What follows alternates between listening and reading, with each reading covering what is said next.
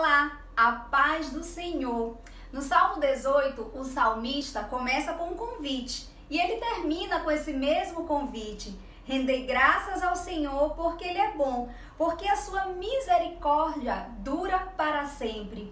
Nessa manhã, vamos iniciar o nosso culto louvando ao nosso Deus, rendendo graças porque Ele é bom. E no versículo 24 desse mesmo salmo, a palavra diz: este é o dia que o Senhor fez, regozijemo-nos e alegremo-nos nele. Hoje é também um dia muito especial. Nós estamos celebrando a vida dos nossos pais. Vamos nos alegrar nesse dia, louvando a Deus pela vida de cada pai. E você que por acaso não tem mais seu pai aqui na terra, se alegre com aqueles que têm, se alegre com os pais da nossa comunidade Maranata em Santa Rosa, porque a palavra diz que nós devemos nos alegrar com aqueles que se alegram. Vamos orar.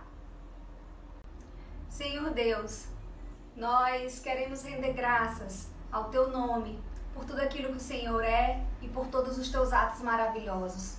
Pai, Tu és bom, a Tua graça e a Tua misericórdia estão sobre a nossa vida constantemente e nós nos alegramos por isso. Queremos Te agradecer, Senhor, e nos alegrar com todos os pais no dia de hoje. Que o Senhor conceda a eles graça, Pai, para que eles possam liderar a sua família de acordo com a Tua vontade. Em nome de Jesus. Amém.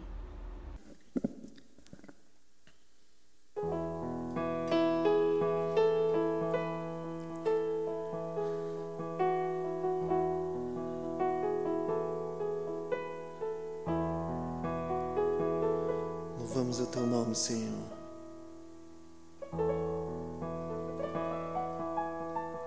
Pois Tu és digno de toda adoração. Louvado seja o Teu nome, Senhor Deus. Que as nossas vidas venham glorificar o Teu nome, pois Tu és digno, digno de toda honra, todo louvor.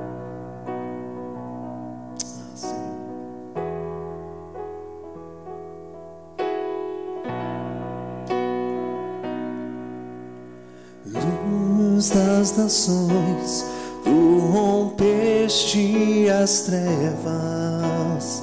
Abre os meus olhos, quero ver Tua beleza e Tua bondade.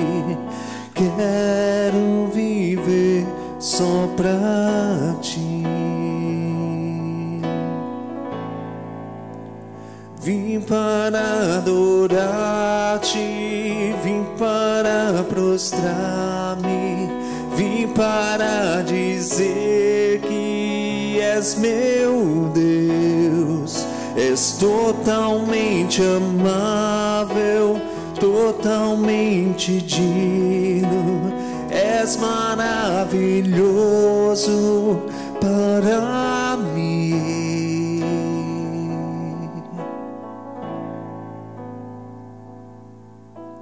Rei dos meus dias, Senhor, eu Te exalto.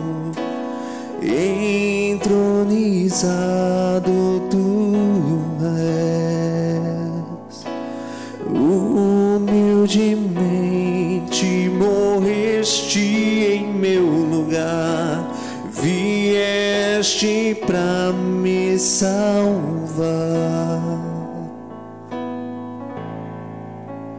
Vim para adorar-te, vim para prostrar-me, vim para dizer que és meu Deus. És totalmente amável, totalmente digno, és maravilhoso para mim.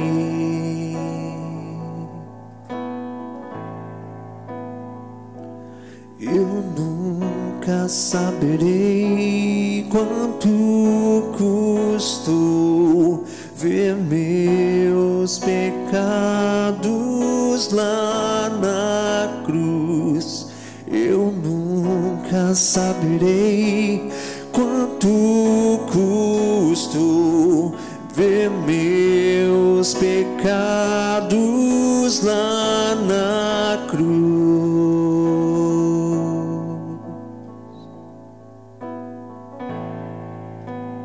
Vim para adorar-te, vim para prostrar-me, vim para dizer que és meu Deus.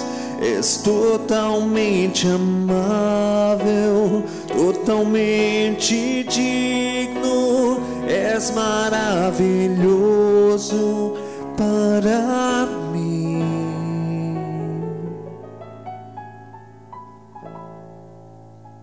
Amém, Senhor.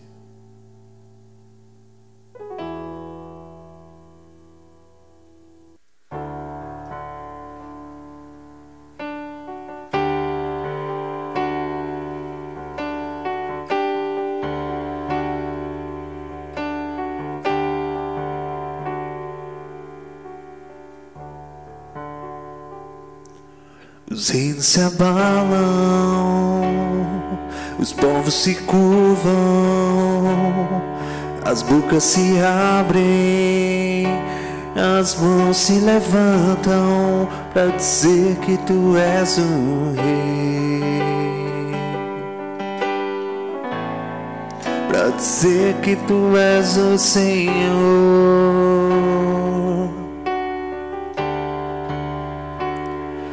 Os reinos se abalam, os povos se curvam, as bocas se abrem, as mãos se levantam para dizer que tu és o rei, para dizer que tu és o Senhor, para dizer que tu és o rei, para dizer que tu és o Senhor.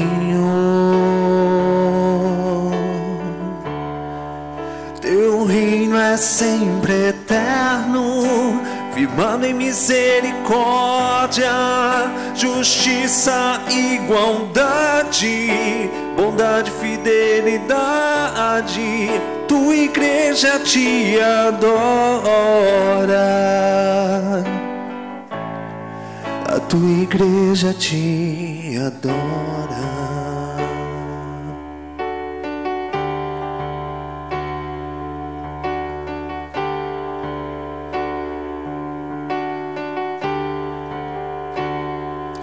Os reinos se abalam, os povos se curvam, as bocas se abrem, as mãos se levantam para dizer que tu és o rei,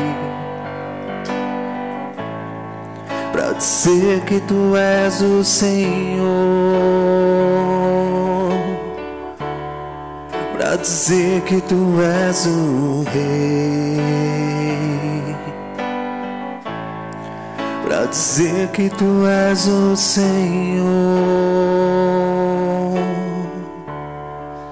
Teu reino é sempre eterno, firmado em misericórdia, justiça, igualdade, bondade, fidelidade. Tua igreja te adora, a tua igreja te adora. Teu reino é sempre eterno, firmado em misericórdia, justiça, igualdade, bondade, fidelidade. Tua igreja te adora, a tua igreja te adora.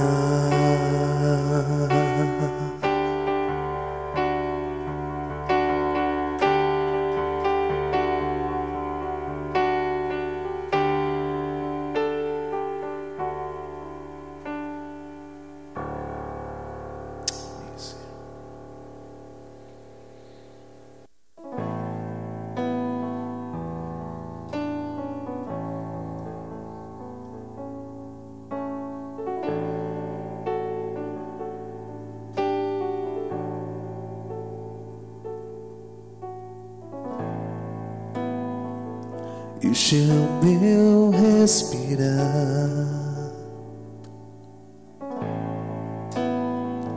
este é o meu respirar.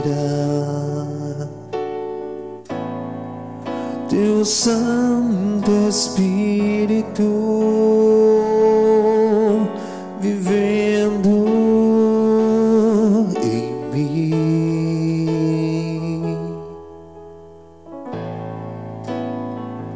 e este é o meu pão,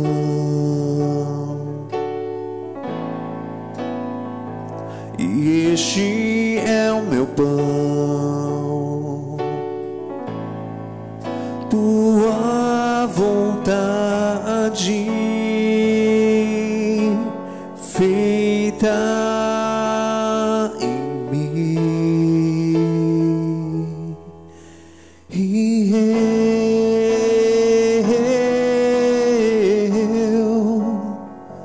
eu nada sou sem ti,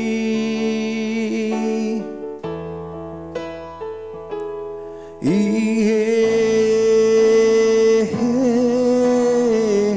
eu perdido estou sem ti.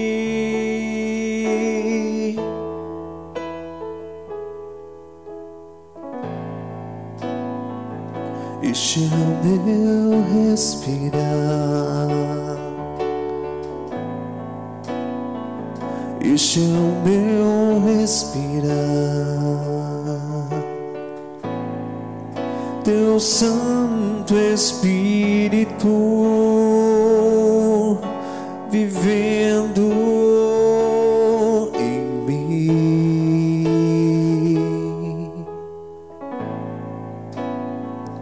e este é o meu pão,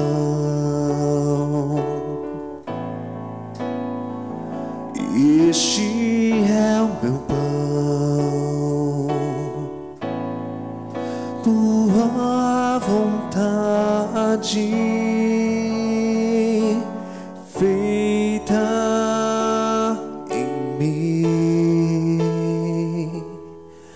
e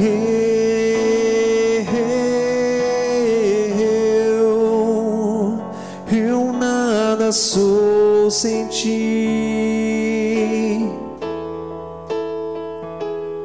e eu perdido estou sem ti.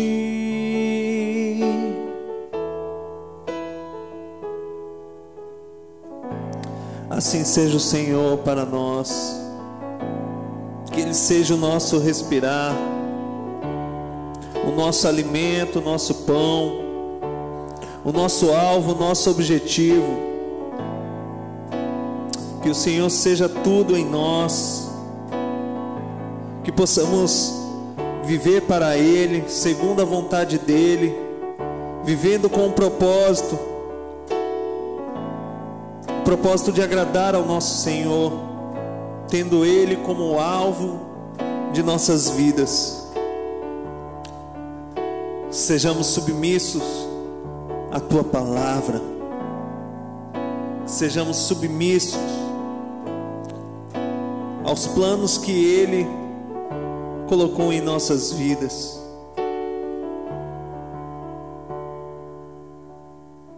Que nossas vidas sejam em louvor e adoração para nosso Senhor. Possamos viver em santidade, para a honra e glória de nosso Deus. Que possamos compartilhar este amor para com outras pessoas, falando quão bom nosso Deus é, anunciando a palavra da verdade, a palavra de vida, as boas novas do Evangelho, conforme a palavra de Deus nos orienta. E que Ele seja o nosso respirar.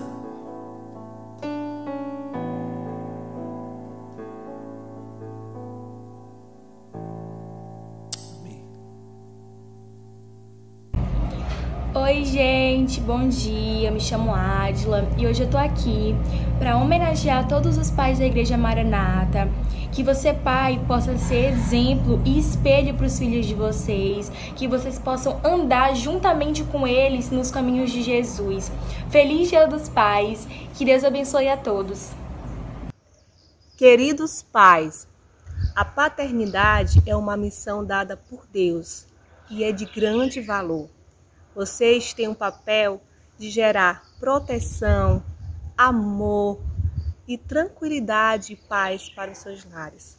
Nós agradecemos por todos os papais, nós agradecemos pelo exemplo de vida de vocês, que tanto impacta as nossas vidas. Que Deus os abençoe e os capacite sempre, e que vocês busquem sempre amar a Deus, que vocês busquem sempre zelar pelas suas famílias. Que Deus abençoe e feliz Dia dos Pais. A Bíblia diz em Provérbios 27, como são felizes os filhos de um pai honesto e direito. Eu queria desejar a todos os pais da Igreja Maranata um feliz Dia dos Pais. A você, pai, que me deu a vida. A você, pai, que me segurou em seus braços para não cair nos meus primeiros passos. A você, pai, que anunciou de muitos sonhos para cuidar de mim. A você, pai, que moldou meu caráter e me ensinou a ser justo. A você, pai, que repreendeu pelos meus erros, mas nunca deixou de me amar. A você, pai, que me aconselhou e me encorajou. A você, pai, que me contava histórias e brincava comigo. A você, pai, que apesar de cansado, me esperava dormir. A você, pai, hoje só tenho uma coisa a lhe dizer. Obrigado por fazer nossas vidas felizes. Que Deus abençoe vocês, pais, que vocês continuem sendo pais segundo o coração de Deus. Olá, coleguinhas, tudo bem com vocês? Hoje vamos falar dos nossos pais. Eles sabem, gente, dos nossos perigos. Ele brinca com a gente, toma sorvete com a gente, brinca com a gente. Pessoal, hoje a gente vai orar pela vida dele, Papai do Céu. Eu quero orar pela minha família, Senhor. Dá comida para aqueles que não têm. Abençoe a vida dos nossos pais, em nome de Jesus, amém.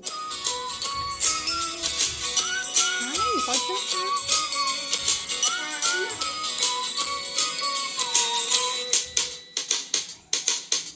Pai do coração, me conta esta canção.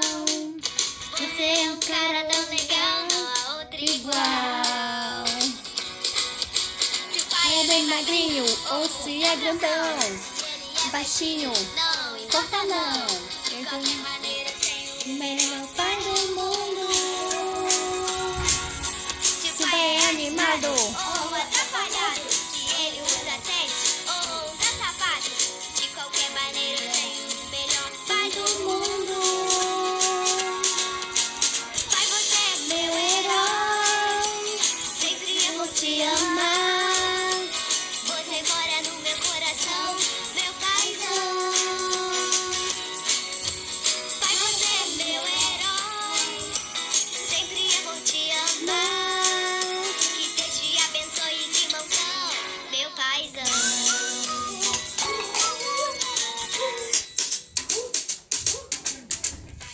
Feliz Dia dos Pais, pais! Vocês são os melhores pais do mundo! A gente tem um presente pra vocês! Olá, meu irmão, a graça e a paz do nosso Senhor e Salvador Jesus Cristo. Após esse tempo de louvor e adoração precioso ao nosso Deus, eu quero convidar você a abrir a tua Bíblia no livro de Tito, no capítulo 1, do verso 5 ao verso de número 9, e do capítulo 2, o verso 1 e o verso 7 na parte A. Diz assim: por essa causa te deixei em Creta, para que pusesses em ordem as coisas restantes, bem como em cada cidade constituísses presbíteros conforme te prescrevi. Alguém que seja irrepreensível, marido de uma só mulher, que tenha filhos crentes, que não são acusados de dissolução nem são insubordinados, porque é indispensável que o bispo seja irrepreensível como despenseiro de Deus, não arrogante, não irascível, não dado ao vinho, nem violento, nem cobiçoso de torpe ganância. Antes, hospitaleiro, amigo do bem, sóbrio, justo, piedoso, que tenha domínio de si, apegado à palavra fiel, que é segundo a doutrina, de modo que tenha poder, tanto para exortar pelo reto ensino, como para convencer os que o contradizem. Tu, porém, fala o que convém à sã doutrina. Torna-te pessoalmente padrão de boas obras. Vamos orar, meus irmãos. Pai querido, muito obrigado por esse tempo, pela tua palavra.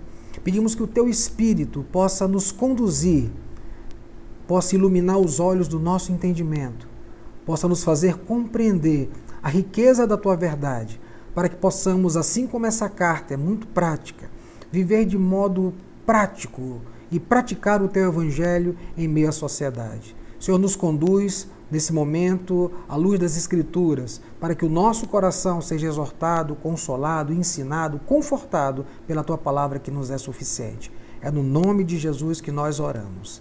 Amém. Eu queria fazer uma pergunta para você. Você já nasceu biologicamente? É certo que você vai dizer, claro, pastor. Afinal de contas, eu falo, eu respiro, eu interajo. Se me cortar, sai sangue. Logo, eu já nasci biologicamente. No Evangelho de João, no capítulo 3, a Bíblia nos narra uma história que um homem chamado Nicodemos vai até Jesus. Ele afirma que as obras que ele fazia tinha que ter a manifestação da presença de Deus, porque tais obras eram poderosas, eram milagrosas. Recentemente ele havia multiplicado água em vinho num casamento. E aquelas notícias se espalhavam. E aquele homem vai até Jesus com essa pergunta. Ele quer saber se ele era um profeta, o que ele era, porque os sinais eram uma evidência de que Deus andava com ele. E Jesus então responde que aquele homem estava sob uma condição, a condição de enxergar o reino de Deus a partir do novo nascimento.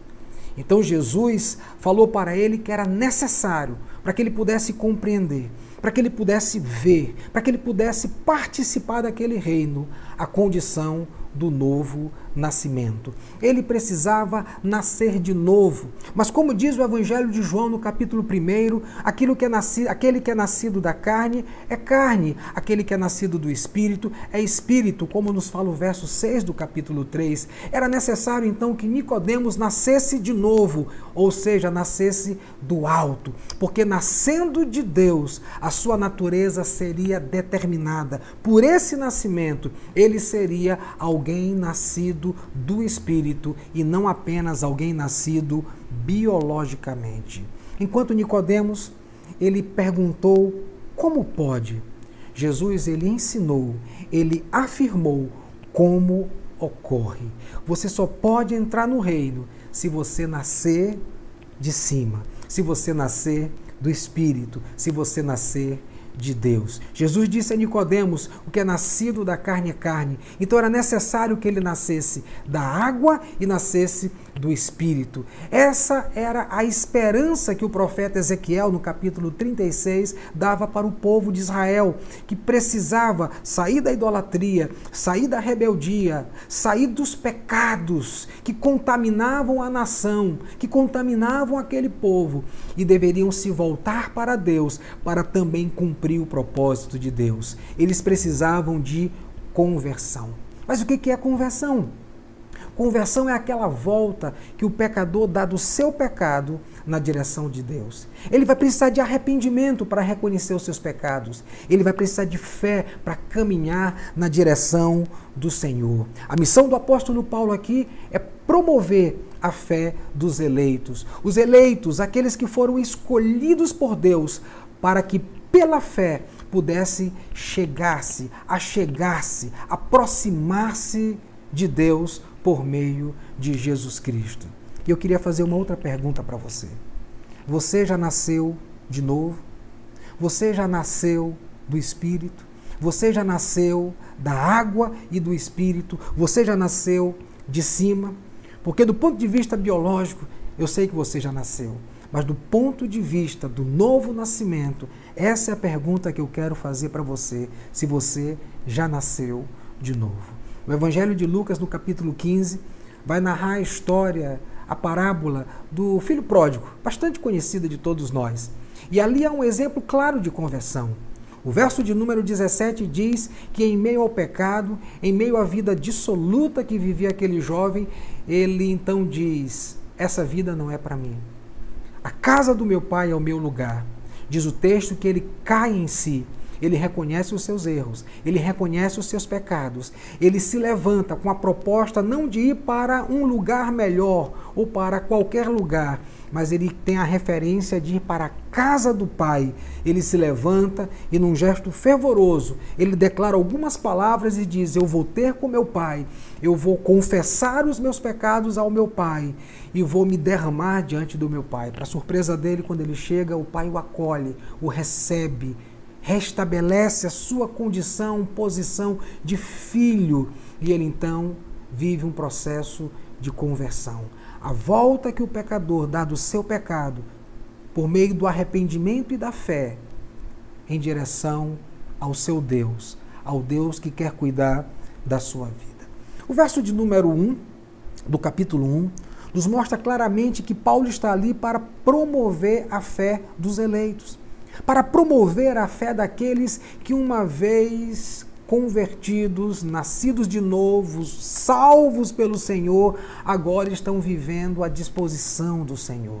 Estão agora vivendo sob a vontade do Senhor, sob o desejo do Senhor, sob o querer do Senhor para as suas vidas. O apóstolo Paulo está numa missão de promover a fé que salva, mas a fé que mantém o salvo em serviço para o seu Deus. E é sobre isso que eu quero falar com você, que nasceu de novo. E quero falar com você, alguém cuja palavra tem tocado o seu coração, tem tocado a sua vida, e você tem pensado em se render ao senhorio de Cristo, tem desejado reconhecê-lo como Salvador da sua vida. Essa palavra também é para você, para que a fé seja promovida ao ponto de você caminhar na direção de Deus, e para que você que já nasceu de novo possa servir a esse Deus que te salvou. A graça derramada sobre nós para uma vida de serviço é o tema dessa ministração. O apóstolo Paulo está justamente com essa tarefa, com essa missão nessa igreja.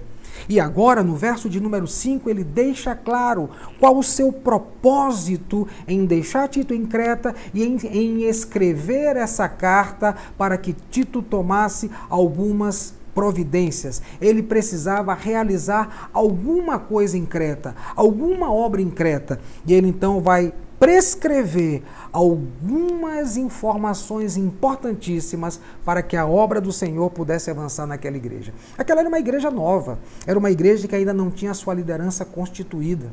Diferentemente da igreja de Éfeso, liderada por Timóteo, essa igreja aqui ainda nem sequer tem a sua liderança constituída. E como ela havia crescido na ilha de Creta, se estabelecido em várias casas, em várias cidades, fazia-se necessário agora levantar uma liderança que pudesse servir ao corpo de Cristo, servir ao Senhor e servindo então ao corpo de Cristo na defesa do Evangelho, no ensino por meio de uma doutrina reta, a fim de que o corpo de Cristo pudesse crescer. É a graça de Deus se derramando para uma vida de serviço.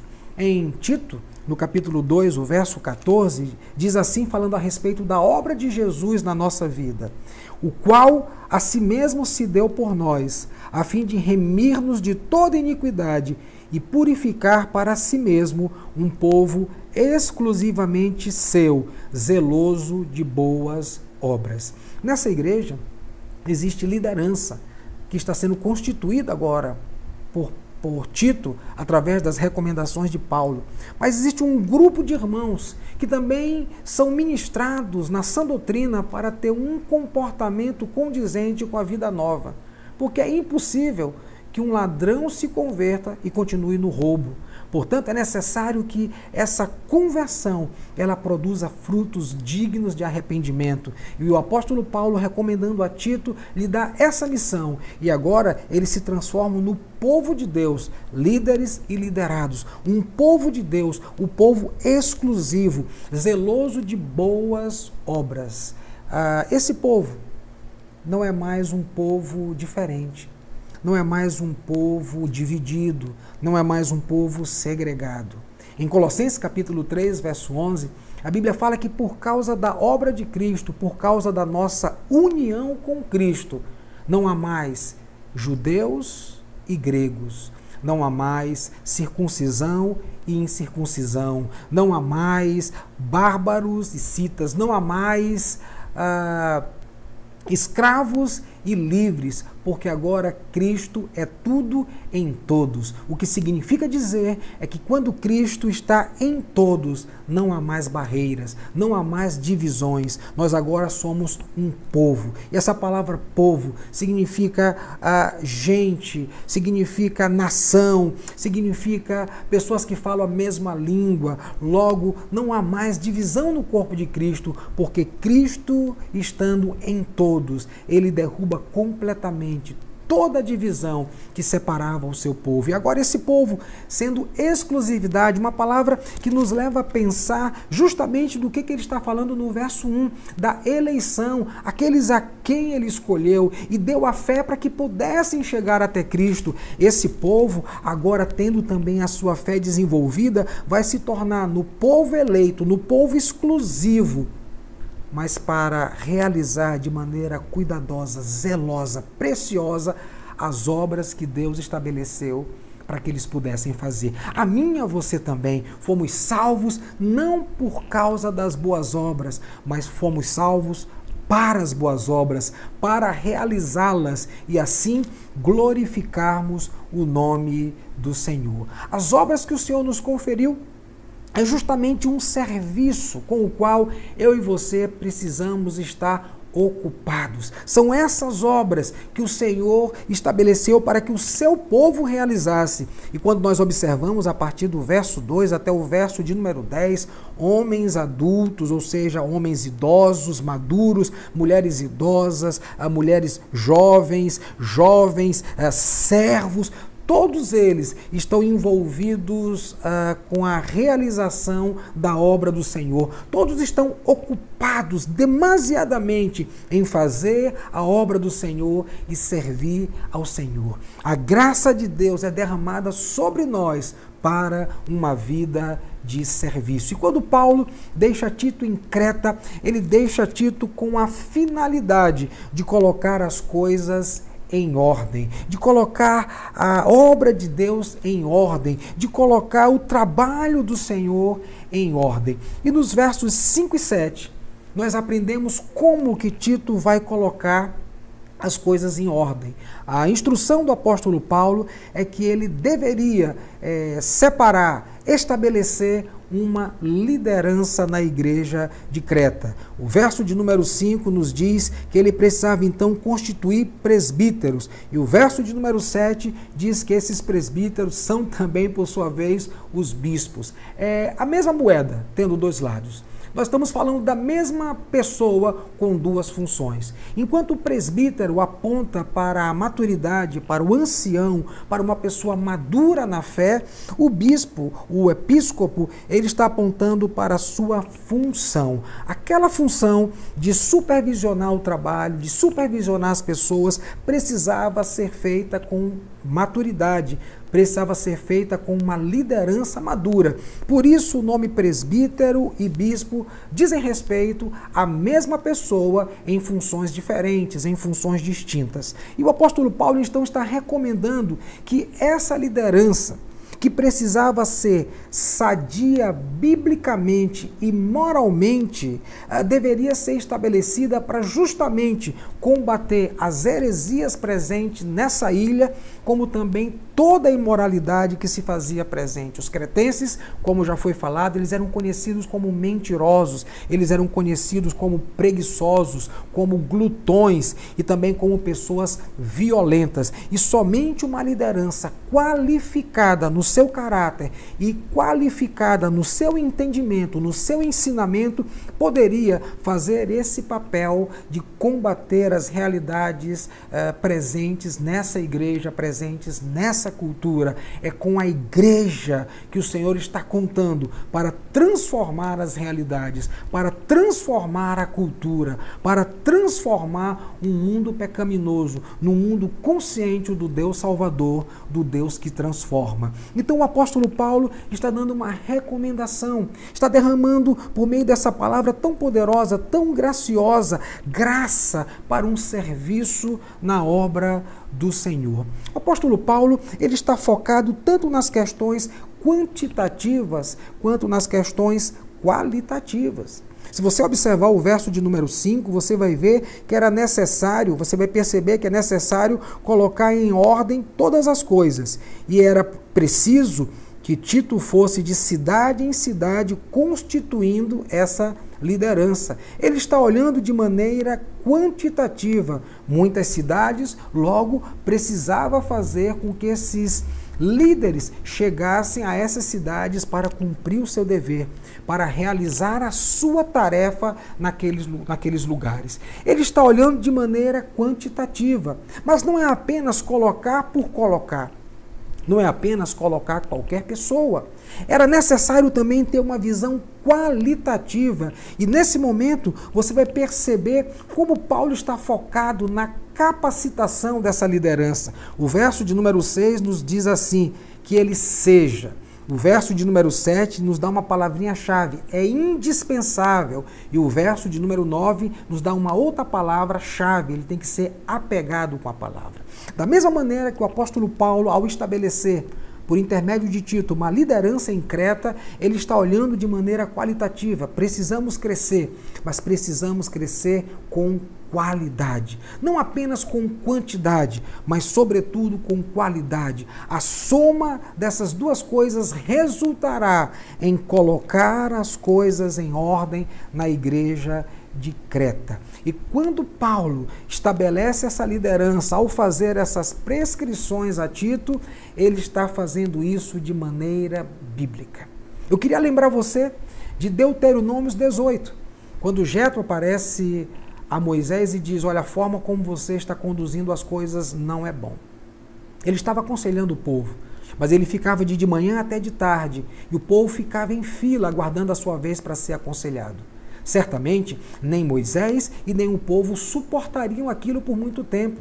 Então Jetro dá um conselho, você tem que separar homens. E esses homens precisam ser capazes, precisam ser tementes a Deus e precisam ser homens de verdade. Esse foi o conselho qualitativo que Jetro deu a Moisés, o grande legislador, o grande líder, o grande intercessor do povo hebreu.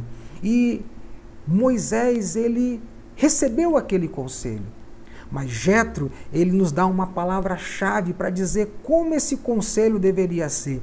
Ele deveria ter a prescrição de Deus, ele deveria ter a aprovação de Deus. E no verso 23 do capítulo 18, você vai perceber que, muito embora Jetro tivesse dado esse conselho para Moisés, ele disse, mas faça tudo conforme a vontade do Senhor. Não basta ser um conselho, não basta ser uma orientação, não basta ser normativo, é necessário ser uma prescrição de Deus. E assim como na igreja do deserto, aqui também nessa igreja em Creta, a liderança está sendo estabelecida não simplesmente por uma necessidade urgente, mas por meio de prescrição bíblica, para que a obra do Senhor ela seja conduzida de maneira bíblica, de maneira que proceda da vontade de Deus. E por isso essa liderança precisa ser escolhida debaixo de critérios. Precisa ser escolhida conforme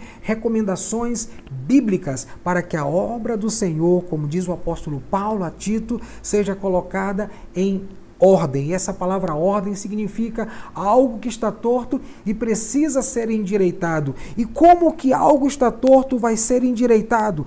Por meio, através de uma liderança constituída conforme prescrições bíblicas, apegada à palavra, com uma doutrina, com um ensino reto para endireitar todas as coisas concernente aos ensinos errados, concernente a uma vida imoral, como acontecia na igreja de Creta, na cidade de Creta, na ilha de Creta, onde a igreja estava inserida.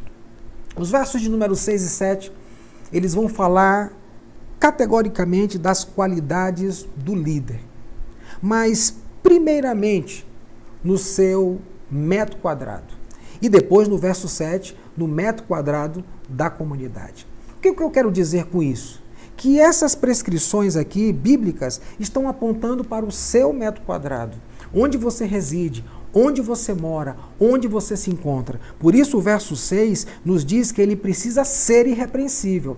Mas quem é o público que está observando esse futuro candidato a presbítero? É a sua esposa e os seus filhos. É a maneira como ele lida no seu metro quadrado. O verso de número 7 vai nos ensinar que agora esse bispo, esse superintendente, ele vai ser visto no metro quadrado da comunidade. A sua relação com as pessoas, a sua maneira de se comportar, a sua maneira de ensinar, agora ele está exposto no metro quadrado da comunidade e não apenas no metro quadrado da sua casa. Primeiro pilar, vamos dizer assim, de um líder, conforme prescrições bíblicas, está apontando para qualidades. E o segundo está apontando para capacidade. O primeiro é qualidade e o segundo pilar é capacidade. A tarefa de Tito é colocar as coisas em ordem e ele vai fazer isso por meio de uma liderança que ele vai levantar. E agora ele vai usar os critérios para essa liderança. O primeiro são as qualidades e o segundo a capacidade. No verso de número 6, o candidato a presbítero, o candidato à liderança, ele está no seu metro quadrado. E nesse lugar ele deve ser irrepreensível. É assim, ninguém pode ter com quem o acusá-lo. Ele não deve ser acusado, não deve ter provas para acusá-lo. Portanto, ele tem que ser um marido irrepreensível. Ele tem que ser um marido que não é acusado de infidelidade. Ele tem que ser um marido que não é acusado de destratar a sua esposa. Ele não é um candidato à liderança que é acusado de agressão para com a sua esposa. Estamos numa cultura imoral, estamos numa cultura de violência, estamos numa cultura de preguiça, estamos numa cultura de muitos problemas. Mas o presbítero, ele não pode ser acusado de ser um homem assim para com a sua esposa. Ele está agindo e reagindo dentro do seu metro quadrado. Mas esse líder também, ele precisa ter filhos que não são acusados de dissolução, que são crentes e que não são insubordinados. Era possível que alguns filhos de cristãos, eles tivessem um mau comportamento. E isso ia denotar muito mal para o trabalho desse presbítero. Portanto, era necessário que ele cuidasse bem dos seus filhos. Era necessário que ele não apenas orasse pelos filhos, mas orasse com os filhos. Era necessário que ele não só ensinasse a igreja, mas ensinasse os seus filhos. Portanto, dentro do seu metro quadrado, ele tem a responsabilidade de cuidar dos seus filhos. Então, aquele que vai cuidar do metro quadrado da comunidade precisa, primeiramente, cuidar do seu metro quadrado. Líder, cuide do seu metro quadrado primeiro.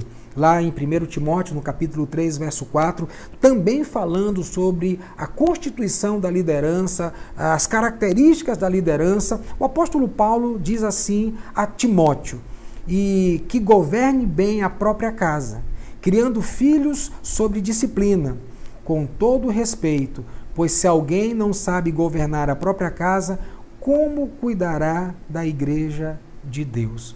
Ou seja, um líder precisa cuidar primeiro do seu metro quadrado. Porque se ele não consegue cuidar do seu metro quadrado, como ele cuidará do metro quadrado da comunidade? Como ele cuidará da igreja de Deus? É o que nos exorta, é o que nos alerta o apóstolo Paulo a Timóteo. Meus amados, o pastor terminou o culto, despediu o povo, impetrou a bênção, disse tchau, até domingo que vem.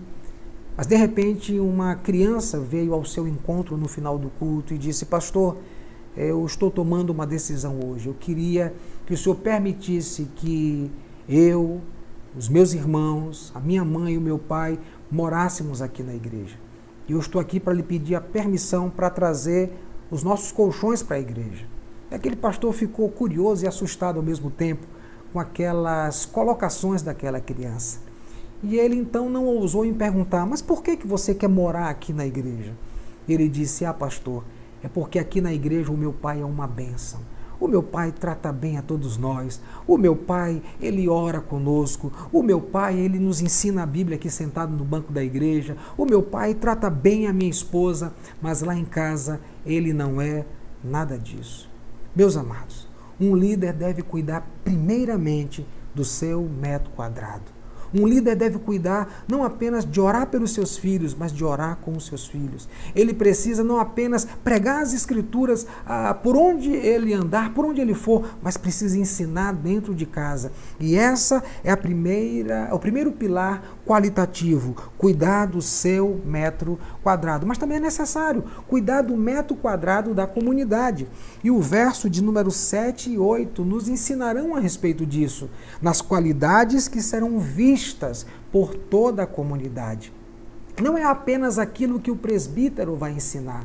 Não é apenas aquilo que ele vai pregar por ser apegado às Escrituras, por ser um estudioso das Escrituras, na missão de exortar e também de fazer a defesa da fé contra os falsos mestres, tendo que ser um mestre da verdade, um mestre do Senhor Jesus, um mestre das Escrituras sadias, da doutrina sã. Não apenas um homem da pregação, ele precisa ser um homem pronto a ser visualizado no metro quadrado da sua comunidade. E esse homem ele vai ser conhecido pelo menos de 3 formas.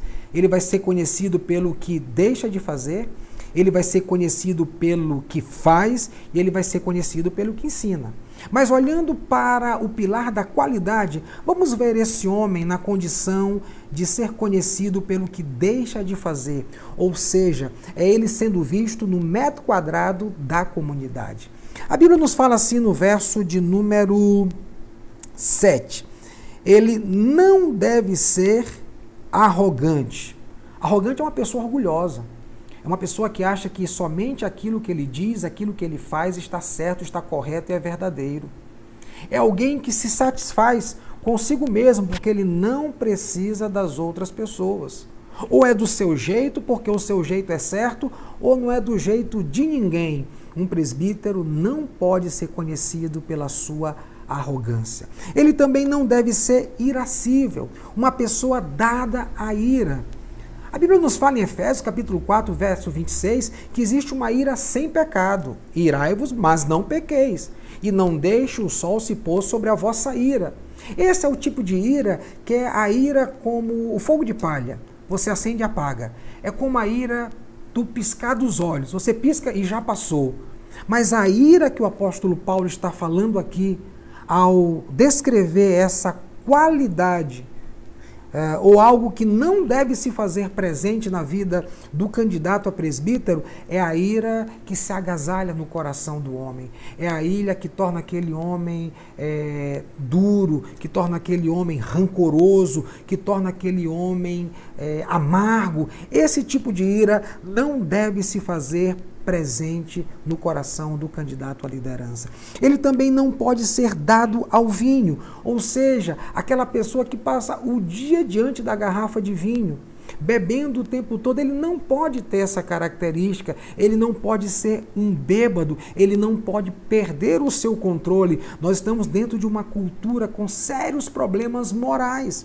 Nós estamos dentro de uma cultura de gente preguiçosa, de gente capaz de passar o dia diante da garrafa do vinho, mas longe do trabalho. Gente que tem alergia a trabalho, como eram os cretenses. Entretanto, os presbíteros no seu comportamento, e a igreja também precisa ser o antídoto para esse problema encontrado na sociedade. Logo, ele não pode ser uma pessoa dada ao vinho, uma pessoa que perde o controle quando bebe. Outra coisa, ele não pode ser violento, pronto para brigar, o tempo todo pronto para golpear. Uma pessoa governada por suas emoções, por suas ações e por suas reações. Ele não pode ser um homem com essa característica. Ele precisa ser conhecido pelo que deixa de fazer, e ele não pode ser um homem violento. Diz o texto que ele não pode ser cobiçoso de torpe ganância, algo típico dos falsos mestres. Esse comportamento reprovável já estava presente na na ilha de Creta, era necessário agora um antídoto para esse comportamento. Logo, a liderança não podia ser vista dessa maneira. E uma pessoa cobiçosa de torpe ganância é alguém dado a um lucro ilegítimo. É alguém que não se importa com o meio com o qual ele vai adquirir as suas riquezas. É interessante que os falsos mestres, como diz o verso de número 11, eles entravam nas casas e destruíam casas inteiras por torpe ganância. Eles não se importavam da forma como eles adquiriam sua riqueza de maneira ilegítima e destruíam aquelas casas. Mas a liderança que está sendo levantada para consertar todas essas coisas não pode ser vista como uma liderança gananciosa. Essas são as características que não devem se fazer presente na vida do presbítero. São as características quando ele será conhecido pelo que deixa de fazer. Mas o verso de número 8 vai nos mostrar as características por aquilo que ele deve fazer. E a Bíblia começa dizendo que ele precisa ser hospitaleiro. E o hospitaleiro é uma pessoa que é generosa para com as visitas, generosa para com os estrangeiros, amigo dos estrangeiros. Porque naquela época muitas pessoas precisavam viajar a trabalho, como nos dias de hoje. Naquela época, os pregadores itinerantes precisavam ir de cidade em cidade pregando o evangelho. A grande questão é que as hospedagens daquela época, os hotéis daquela época, não eram lugares moralmente recomendados. Normalmente eram lugares de prostituição. Portanto, aqueles que residiam na cidade, no caso dos bispos, dos presbíteros, eles precisavam manifestar a sua hospitalidade. Eles precisavam ser generosos para com os viajantes, para com os estrangeiros, e eles passavam a serem conhecidos da comunidade como pessoas hospitaleiras. Sobre essa mesma recomendação, o apóstolo Pedro, na sua primeira carta, no capítulo 4, verso 9, ele nos recomenda a sermos hospitaleiros, porém sem murmuração. Não adianta você receber uma pessoa na sua casa na tentativa de ser hospitaleiro e ficar murmurando. Esse pastor itinerante não sai do quarto, ele fica o tempo todo orando. Mas se ele sai do quarto e quer conversar um pouco na sala, você reclama e diz assim: esse pastor não para de falar, que horas que ele vai dormir? Se esse pastor passa o tempo todo jejuando, você reclama e diz: esse pastor, ele não come hora nenhuma. Mas se ele é um pastor que come um pouquinho mais da conta, você já reclama: esse pastor é comilão. Ou seja, você até está abrindo a sua casa para a hospitalidade, mas você assim o faz com bastante murmuração. Não basta ser só uma pessoa hospitaleira ao receber o viajante, ao receber o estrangeiro, a ser amigo do estrangeiro. É necessário fazer isso sem murmuração. E essa era uma qualidade possível de ser visualizada na vida dos candidatos a presbíteros. Eles também precisam ser amigo do bem, alguém que ama a bondade, alguém que não fica focado apenas nos defeitos das pessoas, mas alguém que consegue enxergar as qualidades e consegue então aparar as arestas que precisam ser aparadas, trabalhar as dificuldades enfrentadas na vida das pessoas, porque todos nós temos dificuldades, mas um presbítero, um amigo do bem, ele foca nas qualidades, ele elogia quando necessário, ele valoriza aquilo que já foi acertado, mas também trabalha as dificuldades. Por isso ele é conhecido como amigo do bem, alguém que vê o melhor nas pessoas e não apenas o pior. Há pessoas que quando chegam até você, eles conseguem rapidamente identificar o pior. A grande questão é que nós não identificamos nessa pessoa um presbítero, porque deve ser o contrário, ele deve ser amigo do bem, ele deve ser alguém que primeiro verifica o que há de bom em você para trabalhar aquilo que não está bom. Ele também precisa ser uma pessoa sóbria, ou seja, equilibrada. Uma pessoa que tem autocontrole. E esse autocontrole vai ser percebido na maneira como ele age e reage diante das circunstâncias. Ele também deve ser uma pessoa justa, ou seja, que age na palavra diante de Deus e diante dos homens. O presbítero, ele também precisa ser uma pessoa piedosa. E piedosa aqui é alguém que vive uma vida santa. É alguém que, na verdade, diz sim aquilo que o Senhor falou lá no Velho Testamento e também reafirmou no Novo Testamento. Sede santos, porque eu, o Senhor vosso Deus, sou santo. É essa vida piedosa que precisa ser visualizada na vida da liderança, na vida do presbítero, que vai colocar as coisas em ordem no corpo de Cristo. E por fim, esse presbítero também tem a qualidade de ter domínio de si mesmo. Aquele que se controla, aquele que é dono de si, aquele que vai controlar a sua vida diante de circunstâncias adversas, diante de circunstâncias que ele, por sua vez, enfrentará. Nesse momento, você está sendo visto no metro quadrado da comunidade. Nesse momento, você está sendo visto pelos irmãos que você lidera. Nesse momento, você está sendo visto pela igreja do Senhor. E essas qualidades são qualidades que precisam e devem estar presentes na vida do presbítero.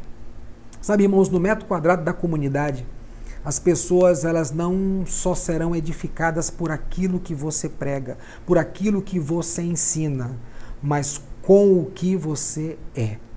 No metro quadrado da igreja, não basta só ser um professor, não basta ser só um doutrinador. É necessário também você ser visto naquilo que você é. Você já foi visto dentro de casa e agora você está sendo visto na casa de Deus. Naquela época, as igrejas elas eram domiciliares.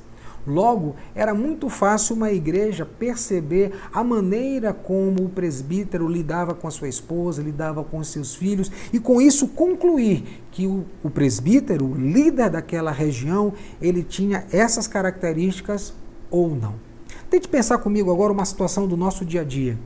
Imagine você se preparando para a sua célula. Você é o líder da célula, você é o anfitrião da célula, você é o líder de um pequeno grupo. E as pessoas começam a chegar. Eles vão se acomodando na sua casa. Eles vão chegando, vão tomando o seu assento, vão ali batendo aquele papo gostoso de início de reunião. E de repente os seus filhos de 5 e 7 anos começam a pular no sofá de um lado para o outro. Mas como a reunião ainda não começou, você deixa. E os meninos começam a pular, ligar e desligar a energia, a lâmpada, e eles começam a jogar água, e eles começam a jogar alguma coisa um no outro, bola, brinquedo, qualquer coisa. E as pessoas vão chegando. Mas a reunião ainda não começou, e de repente a reunião começa. E o detalhe é que os meninos não param de fazer as mesmas coisas. E você perdeu as rédeas da sua casa, de maneira que a reunião ela vai acontecer de forma tumultuada. O que está acontecendo nessa reunião domiciliar? O que está acontecendo nessa igreja?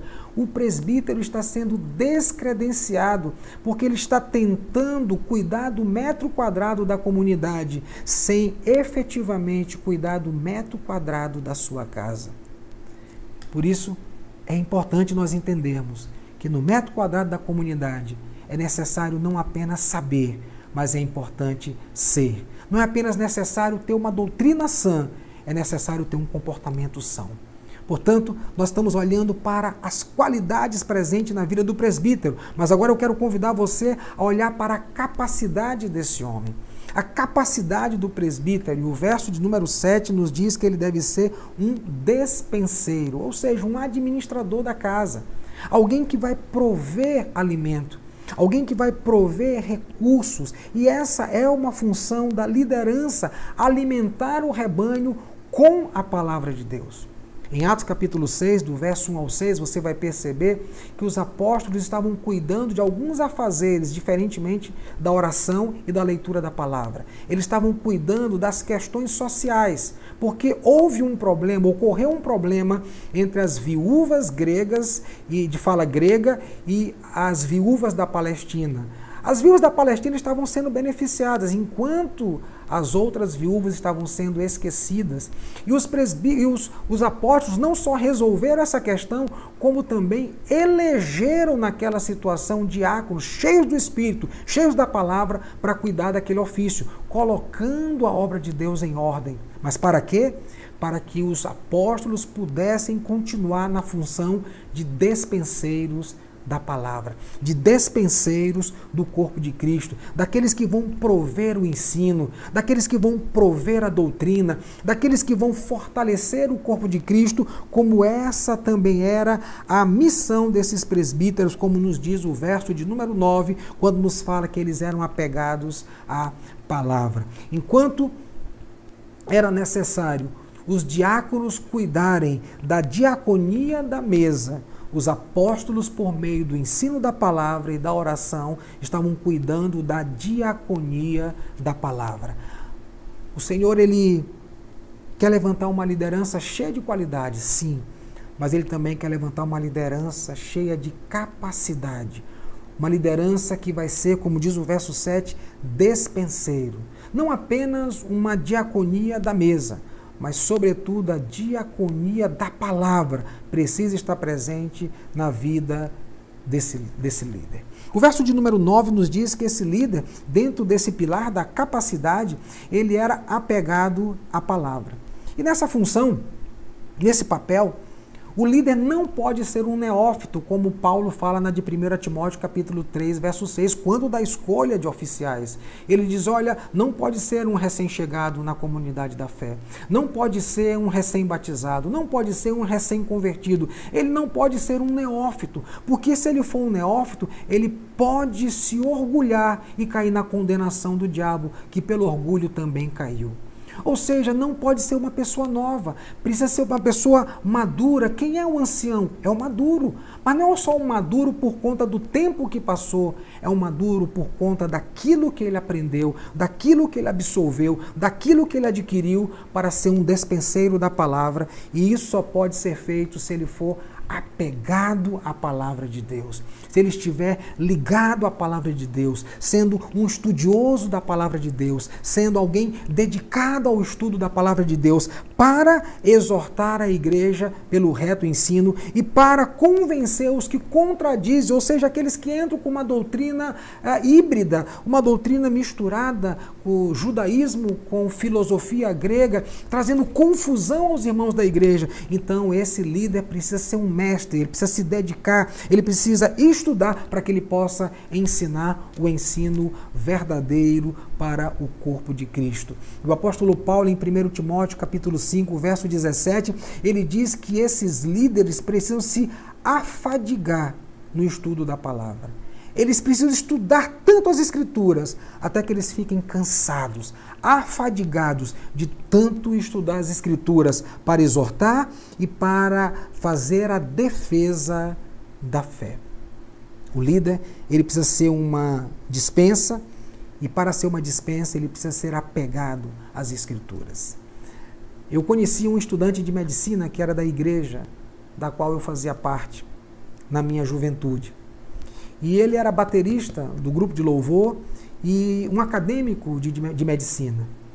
E uma vez conversando com a sua irmã, ela me disse que, por vezes, eles tinham que desligar a luz, porque ele, de tanto estudar na mesa, ele dormia sobre os livros, ele dormia sobre a mesa.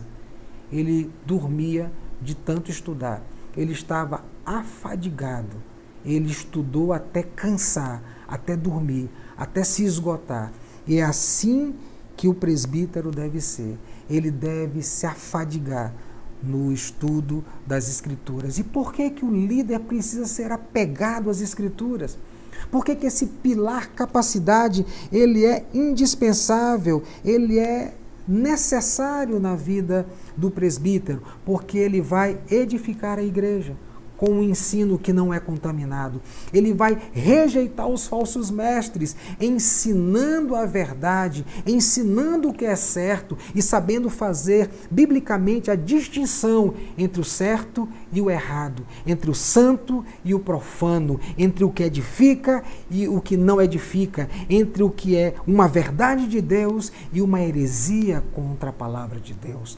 Por isso ele precisa se afadigar, ser alguém apegado, para ser um provedor, para trabalhar na diaconia da palavra, a fim de que o povo seja exortado e a fim de que a defesa da fé também seja feita.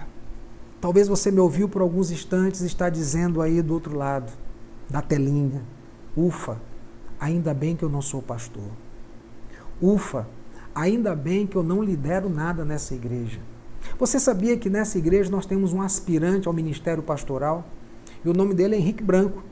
Ele está sendo colocado num tempo de observação, num tempo de preparo para ser ordenado ao ministério pastoral. E a pergunta é, ordenamos por questões pessoais? Não. Tanto no Velho Testamento quanto no Novo, nós ordenamos e devemos ordenar por prescrições da palavra.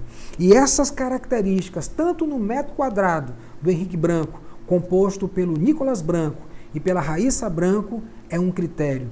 E no metro quadrado da comunidade, da igreja da qual ele faz parte, onde ele tem servido, nós também estamos observando essas qualidades, para que esse obreiro possa desempenhar essa função no corpo de Cristo. Mas você está dizendo, não é comigo ainda, isso é com Henrique Branco, isso é com Isabela, isso é com Tito, isso é com Renato, mas não é comigo. Eu queria dizer para você que essas características, elas são indispensáveis na vida do presbítero, mas elas devem fazer parte na vida de todo o povo de Deus. Se você observa o verso 14 do capítulo 2, o povo que vai fazer obras com todo zelo, com toda dedicação, não são só os líderes, é todo o povo que o Senhor elegeu. Paulo inicia essa carta dizendo exatamente isso: eu estou aqui para promover a fé dos eleitos. Eu estou aqui para promover a fé do povo exclusivo de Deus, para que eles possam se ocupar com a obra do Senhor. Você não ficou de fora dessas qualificações. Você não ficou de fora dessas prescrições. Você não ficou de fora dessa capacitação, porque a palavra de Deus, ela é suficiente. Ela é autoritativa, ela é a verdade absoluta de Deus para conduzir as nossas decisões, para conduzir os nossos passos, para conduzir a nossa vida. E muito embora você não seja um líder de célula, você não seja um membro do louvor, você não seja um líder de algum departamento da igreja, você não está fora dessa condição de estar submisso à palavra verdadeira do Senhor nas tuas práticas. Você também está dentro desse grupo. Assim como o presbítero precisava ser marido de uma só mulher fiel, você vai perceber que as mulheres vão instruir as jovens recém-casadas a amarem ao marido. Casamento monogâmico. Amar ao seu marido, não ser infiel ao seu marido, ou seja, essas qualificações também estavam presentes na vida da igreja. Os servos não vão ser respondões. Lembra que o presbítero tem domínio de si?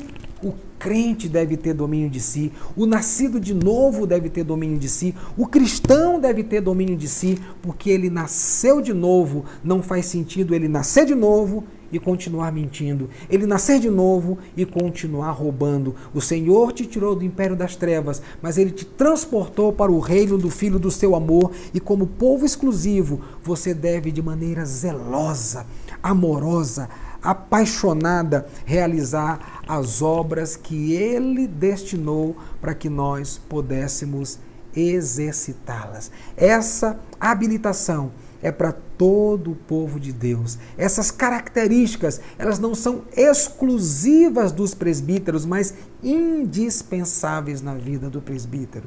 Elas precisam estar presentes na vida de toda a comunidade. Mas também você pode estar dizendo aí, parece que tem que ser perfeito para fazer isso. Também não. O apóstolo Paulo, ele diz, esquecendo-me das coisas que ficaram para trás, prossigo para o alvo. Não se trata de ser perfeito, mas se trata de uma progressão, de uma santidade progressiva na sua vida. Não tem a ver com perfeição, tem a ver com progressão. O quanto você está disposto a se tornar num homem idoso, que seja temperante, que seja respeitável, que seja sensato, que seja sadio na fé, no amor e na constância. O quanto você está disposto a ser esse homem. Se outrora você não era, é passado. Mas agora, por causa da sã doutrina, você tem a oportunidade de ter um comportamento são, saudável e que seja testemunho para a comunidade. Como Paulo fala a Tito, torna-te pessoalmente uma marca. Torna-te pessoalmente uma impressão para que as pessoas possam se espelhar nesse comportamento. Meu querido, é para toda a igreja. A igreja não pode cair nessa de dizer eu não sou perfeito. Ela precisa entrar na esfera da santidade progressiva para que ela não venha cair na terceirização espiritual. Um casal de noivos, ele foi participar com o seu pastor de um pré-nupcial. E aqueles noivos então chegaram no gabinete pastoral com uma senhorinha. E aquela senhorinha estava acompanhando aquele casal. E o pastor então não entendeu aquela cena, porque afinal de contas ele iria ministrar 2 noivos, um casal de noivos, e não um casal de noivos com uma senhora. Então ele perguntou para o noivo, o que essa senhora faz aí? E aquele noivo prontamente respondeu para o seu pastor, ela é a minha personal prophet. Ele o quê? Ele é isso aí, personal prophet. Eu não tenho tempo de ler a Bíblia, ela lê para mim. Eu não tenho tempo de orar, ela ora para mim. Eu não tenho tempo de fazer a obra do Senhor, ela faz por mim. Portanto, ela é a minha personal prophet. Ela está aí para fazer tudo aquilo que eu não posso fazer. Ou seja, há uma terceirização da obra do Senhor. O fato de você ter líder, o fato de você ter pastor, o fato de você ter pessoas não te desobriga da responsabilidade de servir ao Senhor. O verso de número 14 diz que ele, por meio do resgate, por meio da compra que fez por nós, ele nos elegeu para sermos um povo exclusivo para as boas obras. É aquilo que eu e você devemos fazer. Não será transferido a mais ninguém. Não será transferido a ninguém. Só você deve fazer. A graça de Deus se derramou sobre a tua vida para uma vida de serviço. E esse serviço deve glorificar o nome do Senhor. Que Deus te abençoe nesse dia todo especial. Eu quero orar com você. Senhor, muito obrigado, Pai, por esse dia, muito obrigado por esse tempo, muito obrigado pela Tua palavra.